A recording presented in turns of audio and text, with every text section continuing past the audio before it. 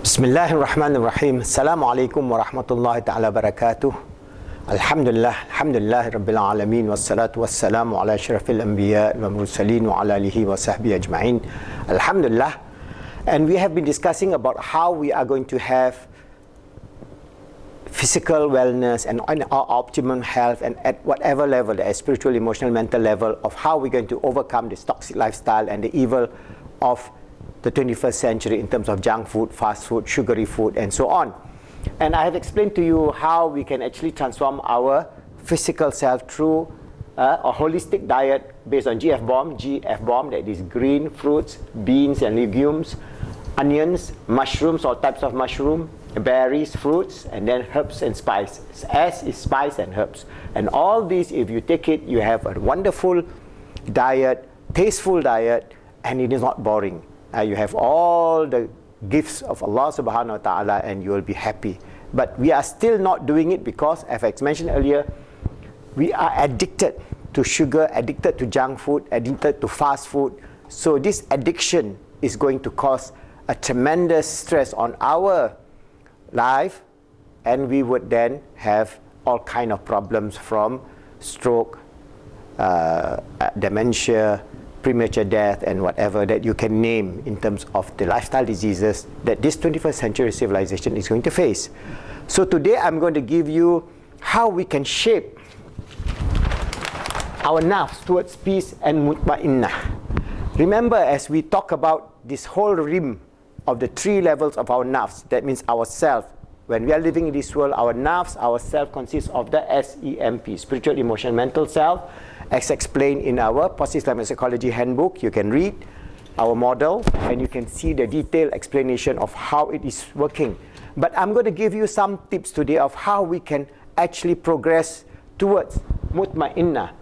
And this is where I'm trying to give you some tips, inshallah. When you understand this, you will get the feeling of closeness to Allah subhanahu wa ta'ala, the rapture of the feeling that of your iman become imanul yaqin, even though it's a fleeting moment. Now remember, when our great scholars, our great ahli Sufi and our ahli tasawwuf, when they feel this level of mutma'innah, the peace and tranquility of with and near Allah subhanahu wa ta'ala, for them it is continuous process of perfection towards an insanul kamil. But we as ordinary human beings and ordinary Muslims, we also can have this fleeting movement of peace, tranquility. I'm sure you have that kind of experience. Sometimes in my moment when I'm sitting down looking at all the beauties of this universe, and I look at what Allah has endowed upon me, I feel that rapture, that closeness to Allah subhanahu wa ta'ala. I feel that peace, I feel that happiness, I feel the complete surrender to Allah subhanahu wa ta'ala and complete love and submission. That is fleeting. Yes, we moved from mutma'innah to lawamah because we are sometimes confused. So this is the cycle of up and down, up and down, up and down. But there is even a worse problem. That is, from lawamah we may go to ammara. So this is the baseline.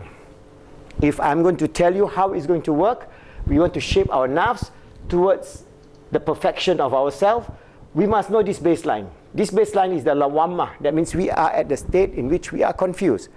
And our automatic thoughts, the more than 50,000 automatic thoughts, inner speech, from the realm of the spiritual, emotional, mental, is impinging on us all the time. You cannot run away from it. There's always these thoughts coming in. Lots and lots and lots of it. How many? 50,000 a day. So these 50,000 a day can be here. Mostly 90% is negative. So this is the problem. That means our inner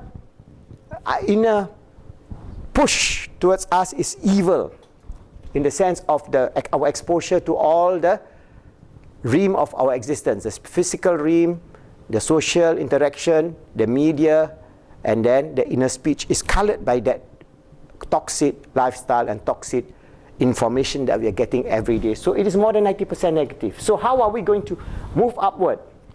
So we have to shape our nafs towards peace and mutma'innah.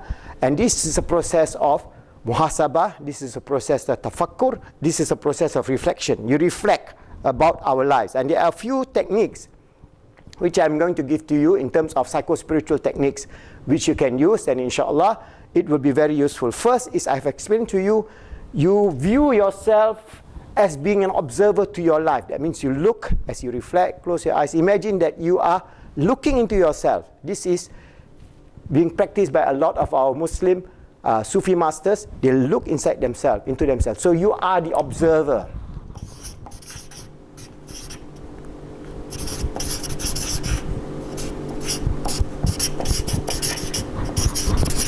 You are the observer looking into yourself.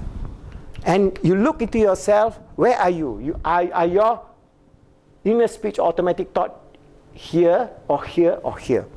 So normally it is here, because 90% of what our input, because we are common people, we are getting this. But for the great scholars, those who are close to Allah, they are very close to Allah, all right, the Salihin, they are always at this level, constantly perfecting themselves towards goodness, towards success, towards closeness to Allah subhanahu wa ta'ala, towards iman, haqqul yakin, iman ainul yakin and haqqul yakin. They are at this level. We have iman, but our iman is going up and down, up and down. Their iman is constantly getting higher and higher. That's down, but their down is not low. That's why it is Rasulullah tells us about how we pray to Allah, Ya Allah, that you make sure our heart does not waver. Because if our heart waver from here to here, then we are lost, because we are going towards the rim of evil and failure. This is where Iblis and Shaitan is their playground. But if we are moving towards goodness, this is where Iman and Taqwa and the angelic forces are impinging upon our inner self. So why I'm taking this? Because we are talking about the 4 levels. The spiritual, emotional, mental and physical rim is integrating in your automatic thoughts. And inner speech, hopefully we as Muslims, you are at this lawamah now. We are confused. So we are trying to do self-correction. All right. So when we do self-correction, then we slowly move towards here. And sometimes, by the grace of Allah, you feel the whole Mutma'innah in you. I have experienced that rapture, that feeling so close, that I have iman, that is so constantly yakin, inshallah. And this every Muslims will be able to feel it. No, not fully, but it is enough for you to give you the feeling, Subhanallah, you are close to Allah, and Allah, you love Allah, and Allah loves you, and you feel protected, you feel love, you feel help, you feel confident of your journey in life towards akhirah. Momentary, yes. And if you have felt that, then slowly and slowly and slowly you shape against your nafsul lawamah to mutma'innah, stage by stage by stage by stage, because that is the journey of life. Our journey of life is towards self-improvement and perfection with the grace and the mercy of Allah, with our iman, which Allah has ordained upon, with the message that is sent upon the perfect human being, Sayyidina Muhammad sallallahu alaihi wasallam, who is at the highest level, and all the Sahabas, the Tabi'in, the Tabi'in, the great Imams, Imam Shafi'i, Imam Maliki, Imam Ghazali, and all the great scholars. So we can see this.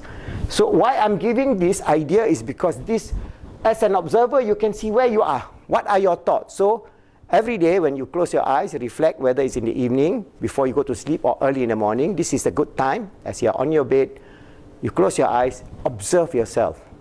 Whether you're here, here, here. What have you done that day? Is your day filled up with nafs, ammara, or lawama, or mutma'innah? And then you try to shape upwards. So I'm going to tell you a few things, because we are talking about physical wellness, right? Let me take one component of this at the physical level. All right? At the physical level. For example, we are going to discuss at the physical, mental, emotional, and physical level in subsequent recording. But today I'm going to talk to you because we are talking about wellness. Say we take about the physical. What is the inner speech about? For example, take one simple thing like eating. What is your impinge in the inner self? It could be that you're watching TV and suddenly there is this advertisement of a beautiful cheesecake. Wow, it's so nice, and they're eating, they say yummy, and it impinges into your conscious and subconscious mind. Automatically, your mind says, wow, I need cheesecake, I need cheesecake, I need cheesecake. So this automatic thought was telling what? I need cheesecake, I need sugar, I need sweet. So I need cakes, or whatever it is. You can see that. So when this is impinging, naturally, your nafs al-ammara will say, no, go and buy, go and buy, go and buy, go and buy. So that automatic speech. So, and then suddenly, it's like automatic. You're walking by this shopping complex and you see this big, beautiful cake shop. And there they have special offer, cheesecake, cheesecake, cheesecake. So what does happen to you? Naturally, you are tempted. All right? This is where the ammara plays in your inner speech. And then, if you are tempted, you do not self-correct yourself, what happened? You follow the nafs al-ammara, you go and buy the cheesecake, you eat the cheesecake, yes, you feel happy about it, but 2 or 3 hours after that you regret, because you're going to put weight, you're going to feel sad because you have spent what money that you have so that you can pay for your school fees or your loan or whatever it is, but you have spent it on your cheesecake. All right? So this is exactly what happened with addiction.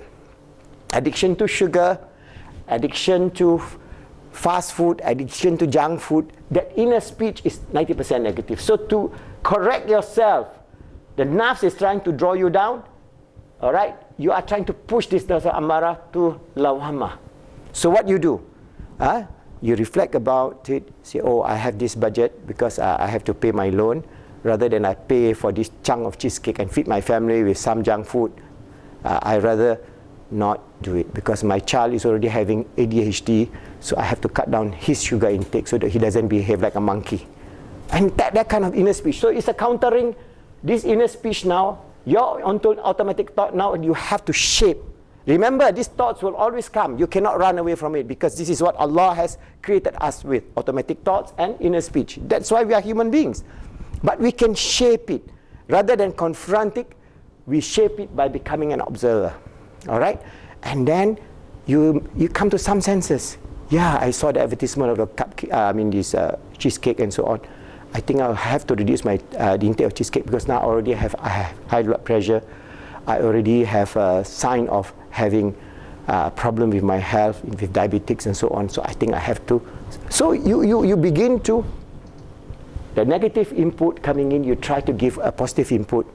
And then, inshallah, physically you say, all right, instead of thinking about this cupcake, why not I think about going for a walk? So what you do, you go home, put on your tracksuit, and then go for a walk and look at the beauty, and then you'll forget about the cupcake because you'll come and go, and finally you overcome it. Now you come to the lawama.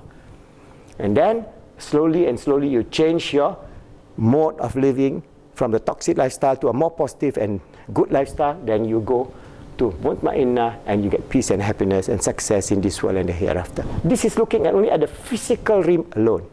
Inshallah, in the next video, I talk to you about the same thing, about being an observer, how you want to shape your akal. Because we have our ar-ruh, al-qalb, al-akal, al-jasad. Today, I talk about this al-jasad, how we, using muhasabah and tafakkur, reflection, and observing ourselves, reflecting upon what we need to do once in the night or once in the morning, or when that impinging negative thought keep on bothering you, you can slowly deflect it with more positive thoughts, and that confluence or between these two thoughts will then give you a final decision. Your behavior will be dependent whether you are moving towards self-perfection or you moving towards self-degradation. And that is very important for us, inshallah, to understand how we're going to actually succeed in life using this psycho-spiritual technique, which I hope, this is what I did, but I studied the great imams, the great scholars of Islam, and that is what they do in terms of their daily practice, in terms of their muhasabah, in terms of their reflection, tafakkur, in terms of their obeying Allah, and how they shape their inner speech, their personality, their behavior to be consonant with the way of goodness, the way of Islam, that we every day strive to make ourselves good, to be a true servant of Allah and His Khalifah, striving to make ourselves good, helping others to be good, making the world good, inshallah.